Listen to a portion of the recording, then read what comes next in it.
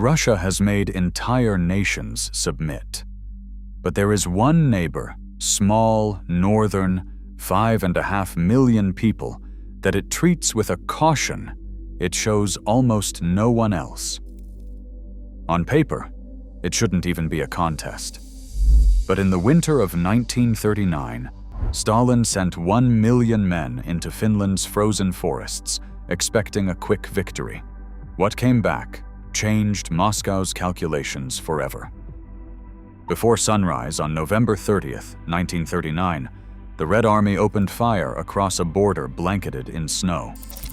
Stalin's staff, certain of victory, had massed over 1 million men, thousands of tanks, and a storm of artillery.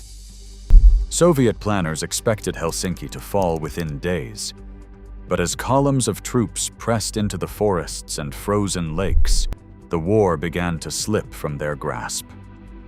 Marshal Mannerheim, a former general of the Russian Empire, understood his enemy's habits and weaknesses. He ordered his outnumbered army, barely a third the size of the Soviet force, to vanish into the trees. Finnish ski patrols, dressed head to toe in white, moved faster than any map could track. They struck supply lines at night, then melted back into the silence.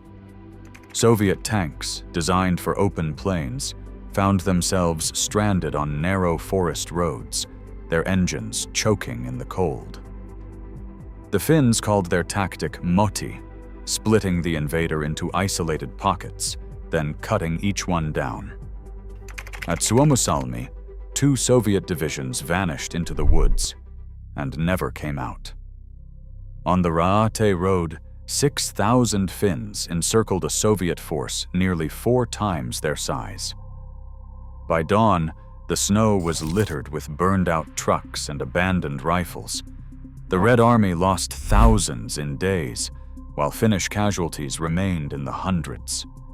Amid the chaos, a single marksman became a legend. Simo Haiha, the White Death, picked off more than 500 enemy soldiers, his breath freezing in the air, his rifle sights never glinting in the sun. Soviet troops whispered his name, terrified to move in the open. By March, the Soviets had pushed through to the Karelian Isthmus, but at a staggering cost, over 126,000 dead or missing and 250,000 wounded. Finland ceded territory, but kept its independence. The price paid by Moscow was not just land or men, but a permanent scar on its military memory. Every Russian officer since has learned the lesson. In Finland, the forest itself fights back. From the Gulf of Finland to the Arctic, the border between Finland and Russia stretches for 1,340 kilometers. A line that looks open on a map, but on the ground becomes a labyrinth of obstacles. The land is a patchwork of dense boreal forest and thousands of lakes, stitched together by only a handful of roads and rails. In winter, snow piles up half a meter deep, and the temperature can drop below -30 degrees Celsius. For weeks, the ground freezes solid enough to carry tanks and trucks. But the advantage is fleeting. With the first thaw, those same roads dissolve into mud, swallowing vehicles and turning every movement into a gamble. The geography is not just background, it dictates the fight. Mechanized columns cannot spread out or maneuver at will. They are forced into narrow corridors where a single destroyed bridge or mined causeway can halt an entire advance. Lakes and marshes form natural barriers, while the forest presses in from every side, hiding defenders and masking ambushes. Even in the modern era, satellite images reveal that most of the border is untouched wilderness, with crossing points limited to a few sanctioned highways and forest tracks, many of them impassable for much of the year. Any attacker faces a simple but brutal equation. The longer the border, the fewer the options. The land itself channels armies into predictable routes that defenders have studied for generations, mapping every choke point, every patch of soft ground, every stretch of road that can be cut or mined. In Finland, terrain is not a passive setting. It is an active defense, a silent partner in the country's strategy, waiting to turn any invasion into a slow, grinding disaster. Finland's defense is not just the work of soldiers, but the work of a nation. In peacetime, the Finnish defense forces stand at around 20,000 strong, a force that, on paper, looks modest beside the armies of great powers. But this is only the outer shell. The real strength lies in the country's ability to swell those numbers at a speed that would catch any attacker off guard. Within 48 hours of a national alert, Finland can put 280,000 trained troops in the field.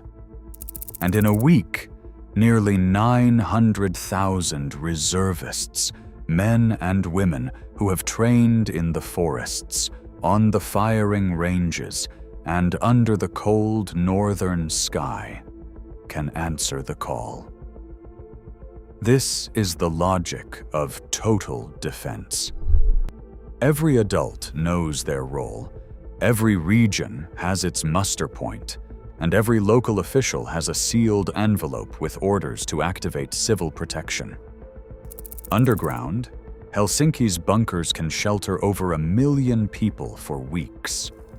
In towns and villages, supplies are stockpiled, communications are rehearsed, and the boundaries between civilian and defender blur until they vanish. Sirens are not just relics of the Cold War. They are tested, maintained, and ready. For an invader, this means that the first wave of resistance is only the beginning. Roads that seem empty in peacetime become arteries for reserve battalions. Schools and sports halls convert into command posts overnight. The state does not retreat behind its army. The state becomes the army. Therefore, any attempt at a quick, surgical strike is doomed to drag into a fight against an entire society, one that has spent generations preparing for exactly this moment. In Finland, the front line is everywhere, and the clock is always ticking against the aggressor. A hostile column pushing through Finnish forest in 2024 faces more than snow and silence. The woods that once hid ski patrols now bristle with firepower hidden in the tree line.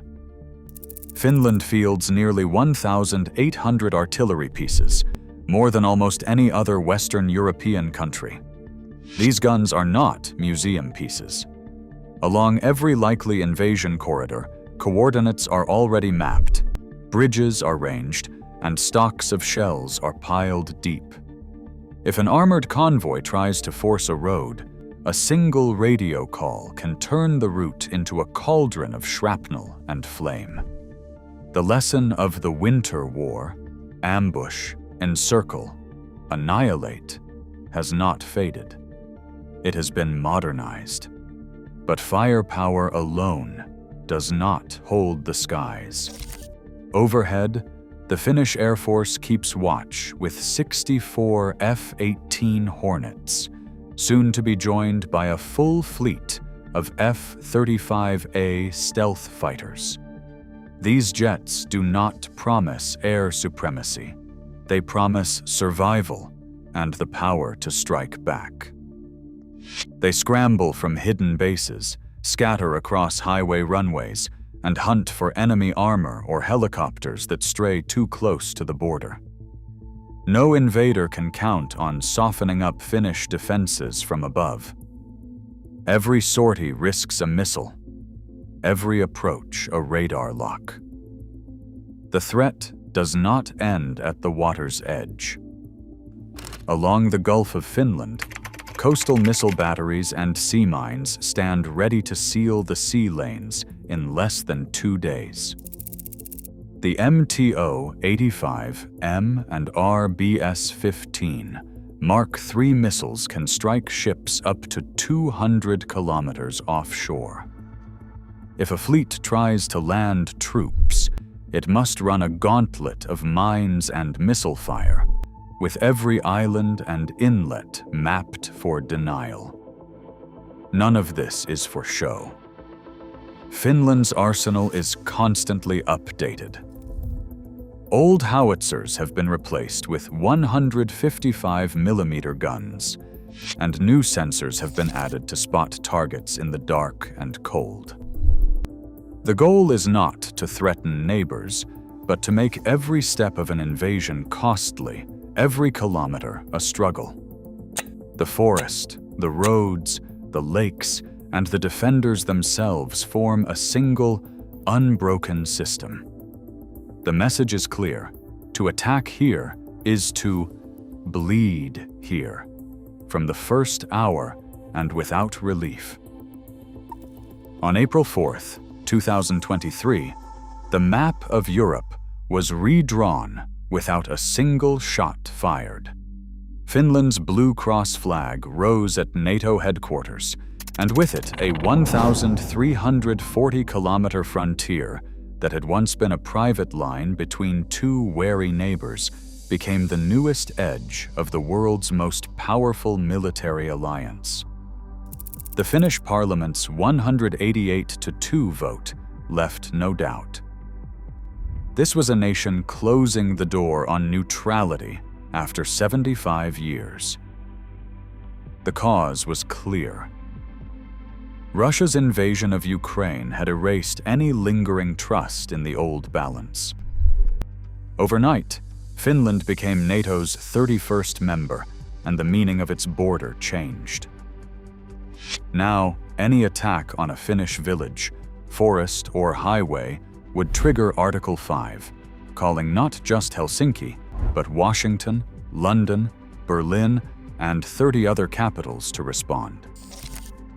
For Moscow, the question was no longer whether Finland could defend itself, but whether the Kremlin was ready to face the consequences of turning a local fight into a crisis for the entire alliance.